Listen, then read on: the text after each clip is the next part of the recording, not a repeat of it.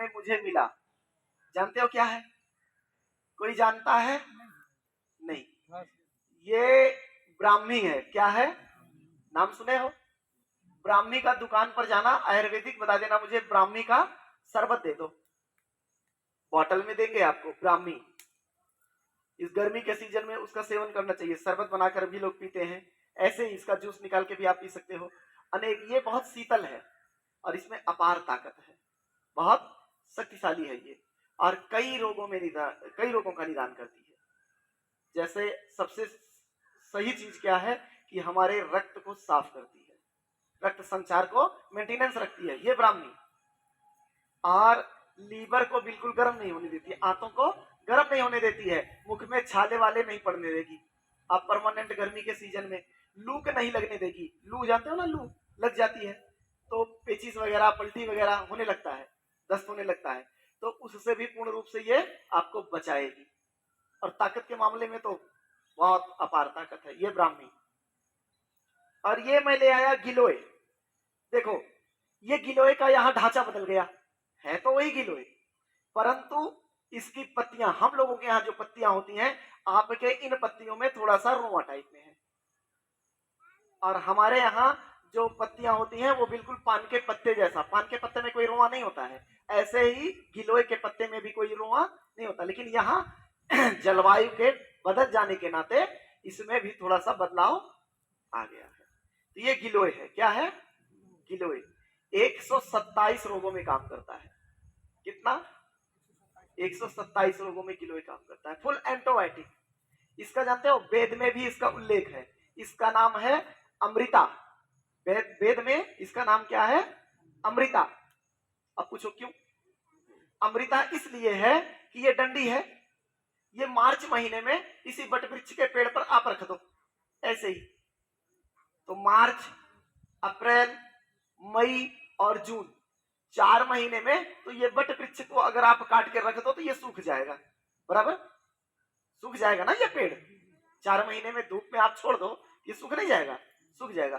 तो इसकी कितनी बड़ी औकात, ये तो 10 ही दिन में सूख जाएगी, लेकिन इसी डाल पर ये पड़ी रहेगी, 4 महीने धूप से खूब तप करके ये खत्म हो जाएगी। आप इसको अगर छूने जाओगे ये कुट कुट करके टूट के गिर जाएगी नीचे, मतलब बेकार हो जाएगी। लेकिन यथा स्थिति इसी वट वृक्ष पर ये पड़ी रही, तो जब बरसात की बूंदें इस पर पड़ेंगी तो उसी मृतक डाली से एक नई डाली का, तो ये कभी मरती नहीं है, इसलिए इसका नाम अमृता है।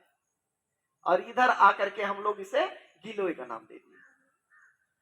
तो गिलोय प्रतिदिन इसको सेवन करने की विधि, ये पत्ते भी आप खा सकते हो, ये डाली को आप तोड़ करके दातुन की तरह चबा चबा के उसका रस निगल सकते हो, चटनी बना करके खा सकते हो, और इसकी ऐसे डंडियां काट लो, जैसे पानी में खूब बॉयल कर डालो और उसके बाद उसको पी सकते हो।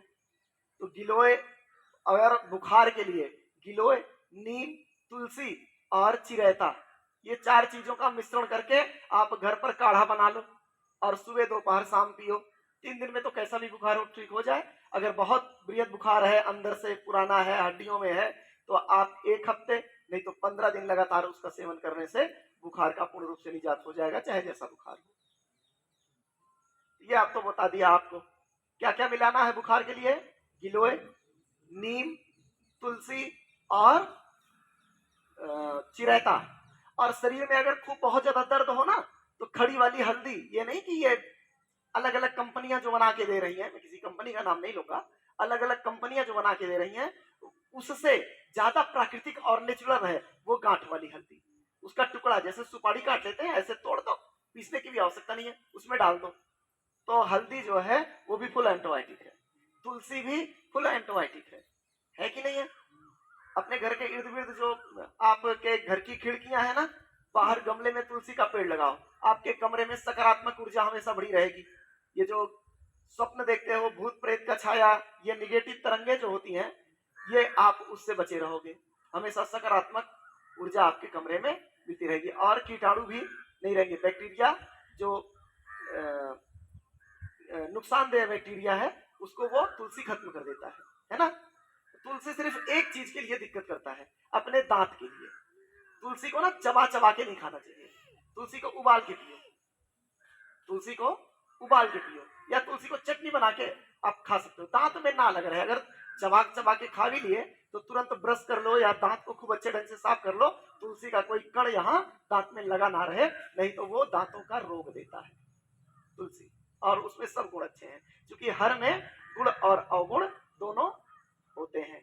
अति का भला न बोलना, अति का भली न चूप, अति का भला न बरसना, अति का भली न धूप। तो सब में कुछ ना कुछ समस्याएं होती हैं। ये तो हो गया आपका किलोए।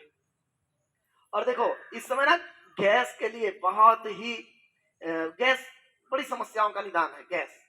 और ये मैं ले आया, जानते हो ये क्या है? इसको बोलते हैं मकोया, मकोई। क्या बोलते हैं? मकोई। इसमें ना छोटे छोटे से ये दो वैरायटी, एक तो ऑरेंज कलर का इसमें फल आता है, मतलब पहले हरा आएगा, जब पकेगा तो वो लाल रंग का हो जाएगा, और एक आता है काले रंग का। दोनों एक ही सेम वैरायटी है, आप कोई सा भी ले सकते हो। और एक मकोई आता है उसमें छतरी, मतलब उसमें ढक्कन लगे, बीच में एक ही फल होता है और ऊपर से ढक्कन लगे होते हैं।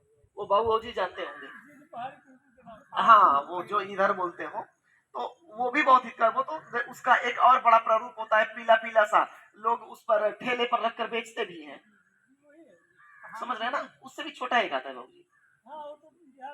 हाँ वो छोटा वाला, जहाँ घूर गड्ढा होता है या जहाँ तालाबों का किनारा ऊंचा पहाड़ होता है, ऐसी जगहों पर हो पाता है। और ये तो लगभग हर जगह पर्याप्त है। इसको क्या करना, इसका साग भी बना के खा सकते हो, साग। दूसरी चीज, इसको ऐसे छोटा छोटा करके ग्राइंडर कर लो और इसको पीस डालो, रस निचोड़ लो, उसमें नींबू डालो, जीरा डालो, काला नमक डालो और पी जाओ। गैस के लिए बहुत उत्तम, और आपके शरीर में रक्त खूब ढंग से, अच्छे ढंग से रक्त को बनाएगा ये मकोई। हेमोग्लोबिन वेल कंप्लीट करेगा। अब 3 चीज मैंने आपको यहाँ मिला, मैं बता दिया। क्या क्या? गिलोय, ब्राह्मी और मकोई, और तीनों का लाभ मैंने बता दिया। करोगे नहीं जीवन में, ये तो पक्की बात है, सिर्फ सुन लोगे, लेकिन जब कभी आवश्यकता मिले, बुजुर्ग हो गए, हेमोग्लोबिन की कमी होगी ना, ये बहुत ही काम करेगा। और दूसरी चीज, एक आता है अपने यहाँ पुनर्नवा। क्या आता है? पुनर्नवा, जिसे हम लोग कहते हैं पथरी। अभी इधर मिल जाएगी, मैं कल दिखा दूंगा आपको, ठीक है ना? वो पुराने को करता है नया। क्या करता है? पुराने को करता है नया, पुनर्नवा। तो उसका जूस पीने से, जैसे ये बाबू जी है ना, उसका जूस लेते रहे, अतिरिक्त किसी को कुछ लेना ही नहीं है, कोई भी टॉनिक नहीं लेना, कोई भी कैप्सूल नहीं लेना, कोई भी अतिरिक्त फ्रूट व्रूट नहीं लेना, बस वही सुबह 1 गिलास पी लो, बात खत्म। बहुत ज्यादा सामर्थ्य उसमें है। चलो शांति से बैठ जाओ, समय हो गया, अब मुझे भूख लगी है, मैं तो रात को